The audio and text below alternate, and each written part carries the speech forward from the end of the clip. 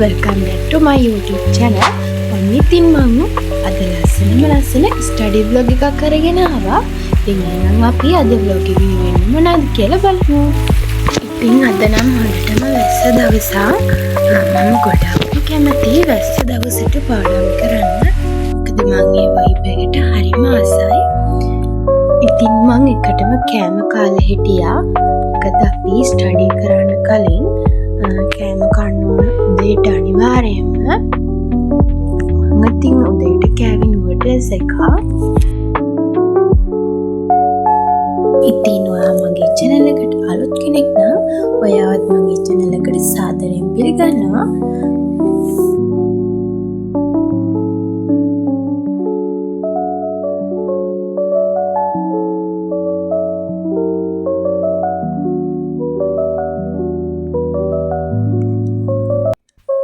ඉතින් මම ස්ටඩි කරන්න කලින් මගේ ජර්නල් එක මාක් කරන්න ආවා.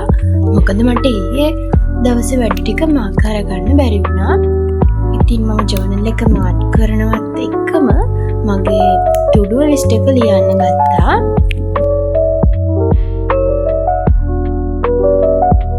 ඉතින් to do list එකක් ලියන එක හරිම වැදගත්.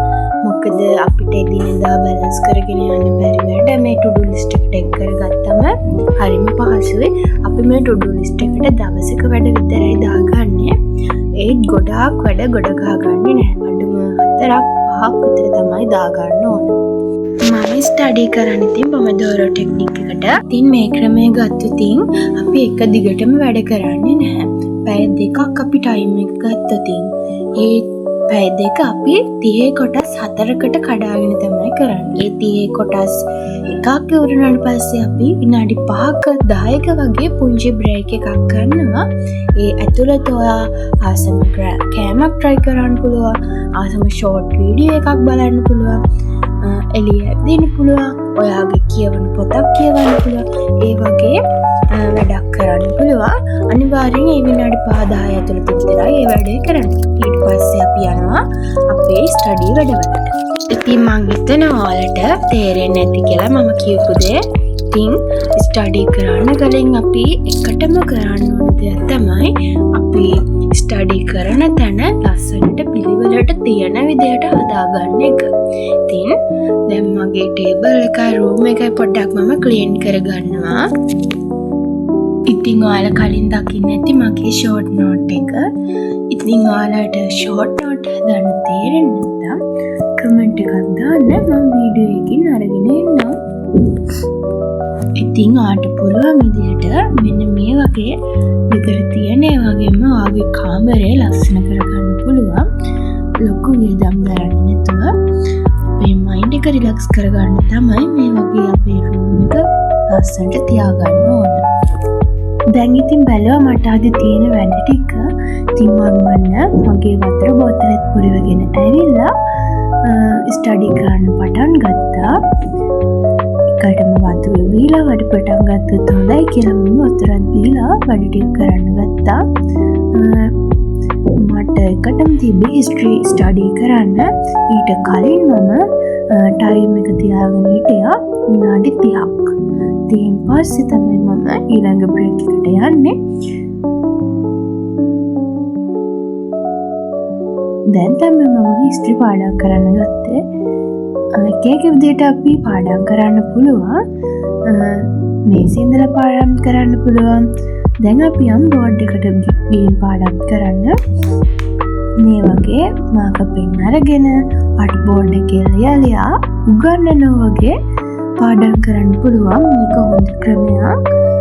මේකෙන් හොඳට මතක තියාගන්න පුළුවන්. මේකේදී ඔයා කරන්න ඕන අනිවාර්යයෙන්ම පොඩි ළමයිට අවුරුදු 5ක ළමයිට කියලා දෙනවා වගේ පාඩම් කරන එක.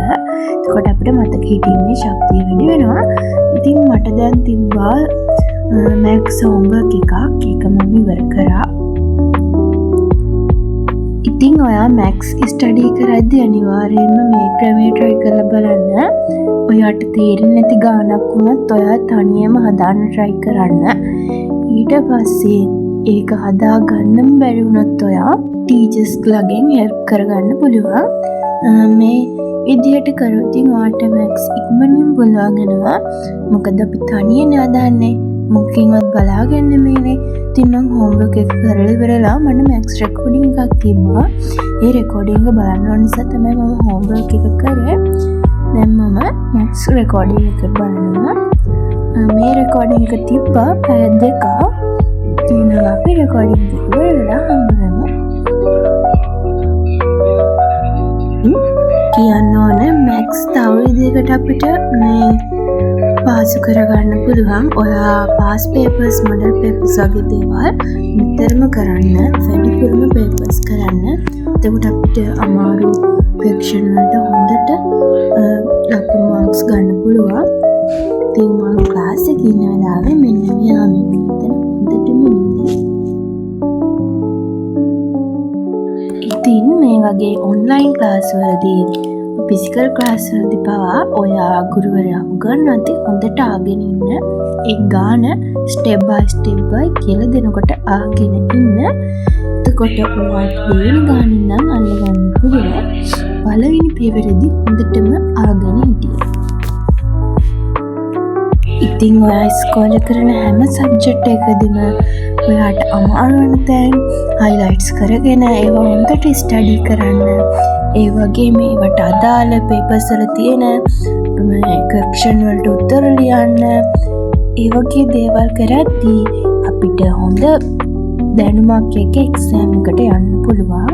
ඉතින් ඔයා ක්ලාස් එකකට ගිහිල්ලා ඇවිල්ලා එදා දවසේ ගන්නපු දේවල් එදා දවසේම බලන්න. ඊට පස්සේ අපිට ඊළඟ දවසට ක්ලාස් යද්දී ඒ පාඩම අමාරු වෙන්නේ නැහැ.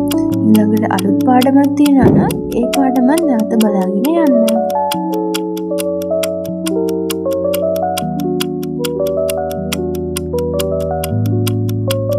ඇත්තටම ටයිම් ටේබල් එකක් හදන එක හොඳයි.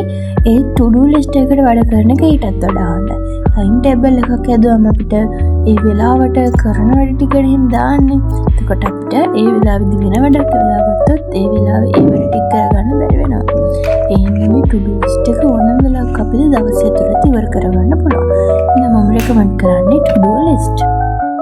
ඉතින් මට මානව ටයිඩ් දැන් නම් දවස් පුරා වැඩ කරලා ඒ හින්දා මම පුංචි බ්‍රේක් එකක් ගන්නවා කියලා ආවා. එළියල බලද්දී 4ට විතර ඇවිල්ලාම මම ටීවී එක බලන්න හදද්දී ටීවී එකේ කාටුන් යනවා. ඉතින් මම කාටුන් බලන්න ගත්තා. ඉතින් ගොඩක් දවසකින් තමයි මම මේ කාටුන් එකක් බලන්නේ. අද තමයි දැනගත්තේ රොබින් හුඩ් ආයෙත් ටීවී එකේ යනවා කියලා.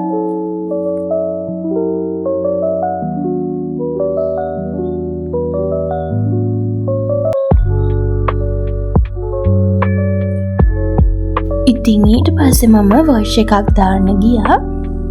ඉතින් මේ තියෙන මම යූස් කරන ප්‍රොඩක්ට්ස් හැමදාම ඉතින් මම මේවා යූස් කරන්නේ නැහැ.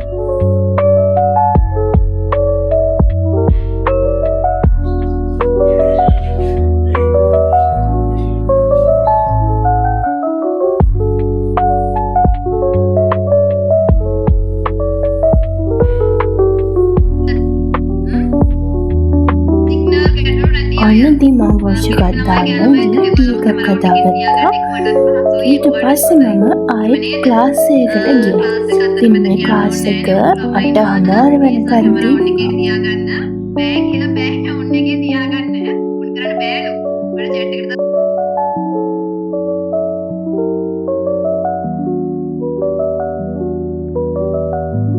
නම ප්‍රජාතන්ත්‍රවාදී පාලනය.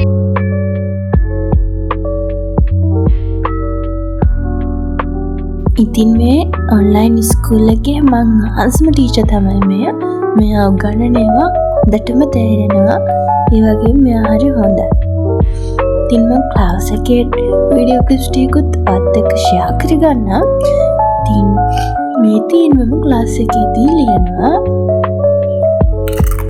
හැබැයි මේ පුරායිසි වල ගොඩක් නෝට්ස් තියෙනවා. ඔයා නෝට් ලියද්දී highlights කරන්න අමතක කරන්න එපා. එතකොට අපිට වැදගත් කරුණු මතක තියාගන්න ලේසි. ඉතින් මම ක්ලාස් එකේදී අපේ තාත්තා මට බයිට් ගෙනල්ලා දුන්නා. ඉතින් මම ඕවත් කක්කා ක්ලාස් එකට ගියා.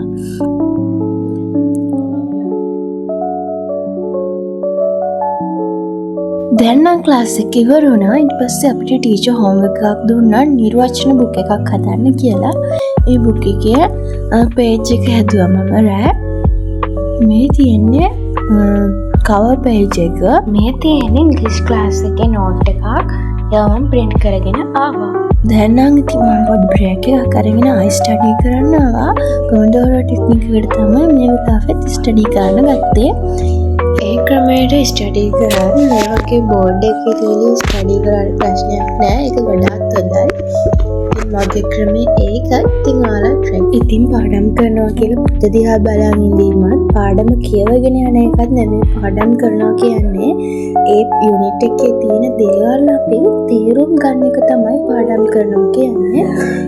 ගණන් හදද්දී නම් අපි කරන්නේ ගාන කටපාඩම් කිරීමක් නෙමෙයි.